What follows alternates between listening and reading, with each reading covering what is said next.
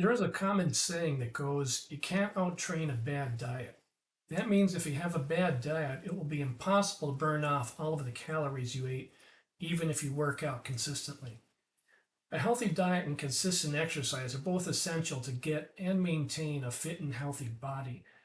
Between the two, a healthy diet is most important. Several years ago, I decided to keep track of my calories for one day. I was surprised to find out I was eating 2 to 3 times as many calories as I thought I was. Keep track of the calories you eat for one day. You may find the same result that I did. In general, weight loss or weight gain is the number of calories you eat compared to the number of calories you burn in a day. Of course, there are people that have health issues that make it difficult to lose weight, such as a slow thyroid gland, and there are people who are naturally thin and struggle to gain weight. Besides having a lot of calories, sugar is very addicting, which is why some food companies put it in food you wouldn't think it would normally be in. I love chocolate and ice cream. After I gave it up, I had cravings for about 3 days. That was a sugar addiction. After the third day, the cravings started going away. Macronutrients or macros are carbohydrates, proteins, and fats. Protein and carbohydrates are 4 calories per gram. Fat is 9 calories per gram. It is said that you should eat about 1 gram of protein per pound of body weight you hope to obtain. That goes for building muscle or fat loss.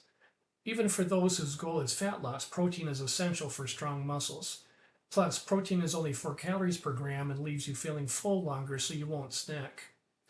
For thin people that are trying to bulk up, there are some protein powders that are labeled as weight gainers and have more carbohydrates and junk calories. Also, more protein doesn't mean more muscle. If you consume more calories than you burn, even if those calories are protein, the protein your body doesn't absorb will be lost when you go to the bathroom, or it will be stored as fat. It is very important to read food labels. Years ago, I tried a popular veggie burger as I was trying to eat healthier. I was surprised to find it tasted just like a beef hamburger. It was really good. A friend told me to check the label. I was shocked to find that it had a whopping 22 grams of fat per hamburger. It was loaded with oils. Also, I was eating the same frozen vegetables for years. Last week I looked at the label. It has a whopping 58 grams of carbohydrates, most likely from the quinoa, which is like a rice. Also, I was shocked to find 15 grams of added sugar in the vegetables. I immediately changed to buying different vegetables. Sometimes food marketed as being healthy is not healthy at all. We need to read the labels. Drinking water throughout the day does so many good things. It keeps many parts of our body functioning at its peak. It gives you energy, it helps with digestion, keeps our skin looking young, it helps with metabolism, among other things. Avoid soda pop and other flavored drinks. Most flavored drinks have excessive chemicals in them, including sugar or artificial sweeteners and artificial colors, such as food dyes, which cause many health problems. Make most of your diet whole foods. Whole foods are natural, minimally processed foods free from artificial additives. It is mainly single ingredient foods such as fruit, vegetables, and lean meat that isn't processed. Fruits and vegetables are typically on the area of the grocery store along the walls. It is best to stick to the outer part of the grocery store and avoid the aisles. Fresh or frozen vegetables are better than canned vegetables. As much as 60 to 80% of the vitamins and minerals are lost during the canning process. Organic foods have been grown or farmed without the use of artificial chemicals, hormones, antibiotics, and genetically modified organisms or GMOs. Pesticides are used to kill the bugs that eat the fruit and vegetables on the farms. These chemicals are absorbed by the leaves and the roots of the produce. When you buy it and eat it, you are eating those chemicals. I don't think it's a big mystery why the number of cancer cases has increased dramatically in the last 50 years. Some food companies will argue that the amounts of chemicals in the produce is small. Let's say that's true, but you keep eating the same food year after year. The chemicals build up in your body and start causing problems. Organic is a good thing. You are in control of your health. Be aware of what you're eating. Read the food labels. There are probably thousands of different types of diets. I will just touch on a few here. When you are trying an exercise or diet plan, always check with your doctor first, especially if you have health issues. For fat loss and having a lean and healthy body, the current information suggests eating more fresh vegetables and lean meats while keeping carbohydrates to a minimum and avoiding processed foods altogether. I've seen good results from people who are on vegetarian diets. There is a difference between vegetarian and vegan. A vegetarian does not eat any animal food such as meat, poultry, or fish. A vegan is a stricter vegetarian who also avoids consuming dairy, eggs, and any other ingredients derived from animals. I recommend watching the documentary called Forks Over Knives. It's very interesting and covers the topic very well. The movie covers several people that improved their health significantly in a short time, lost weight, and got off prescription medication they've been on for years. Do the research and decide for yourself. At a minimum, it's a good thing to increase the amount of vegetables we eat. The ketogenic or keto diet is a high-fat, moderate protein, and low carbohydrate diet. Obviously, the concern here is the high-fat part, and you could be missing out on vitamins and minerals found in fruits and vegetables.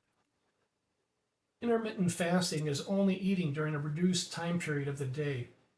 There are many types of these, and you can create your own. I do intermittent fasting. On Monday, Wednesday, and Friday, I only eat from 1 p.m. to 8 p.m. So I'm essentially skipping breakfast on these days and eating my normal lunch and dinner. This will result in reduced calories on those days. I used to be a big eater, so it was a big challenge at first. After a few days, I got used to it, and it's not a big deal. I don't snack, but if I start feeling hungry, I focus on work and drink water to get a little something in my stomach. I've gotten great results with intermittent fasting, losing weight fairly quickly. It's a good idea to stop eating at least 2 hours before you go to bed. That means if you go to bed at 10 p.m., you don't eat anything after 8 p.m.